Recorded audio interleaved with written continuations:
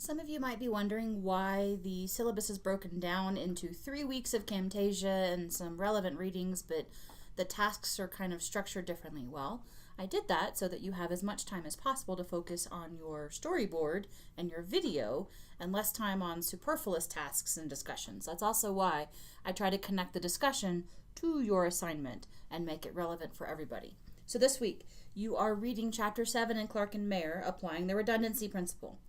If you did not watch the introduction to this week's topic, please go back and watch that so that you can get my very special message on redundancy. You're taking a look at any other Camtasia tutorials you have not yet seen. This relates to this week's topic in that I'd like you to look at least one feature of Camtasia that you've not yet explored, hotspots being a potential for most of you. The discussion this week is justifying or correcting redundancy, whether this is in your own storyboard or in something else. If your storyboard does not illustrate redundancy, which I would hope that it doesn't, but it might. And if it does, or if you find another example where you can justify the redundancy violation and convince me of it, I'm happy to hear it. But remember, you have to convince me that the redundancy is important for a particular reason.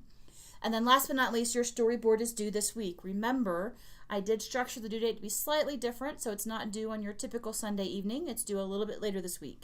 So definitely get that uploaded before the due date, and I'll be working on grading those and giving you specific feedback later in the week.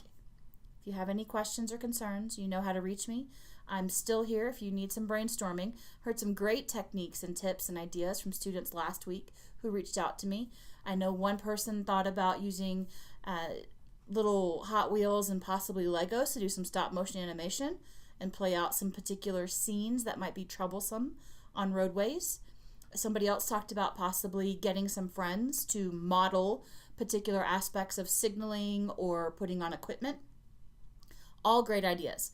Or you can go the static image route if you don't have access to these tools and resources and work on it that way. Just some stuff to keep in mind. Have a fantastic week, everybody.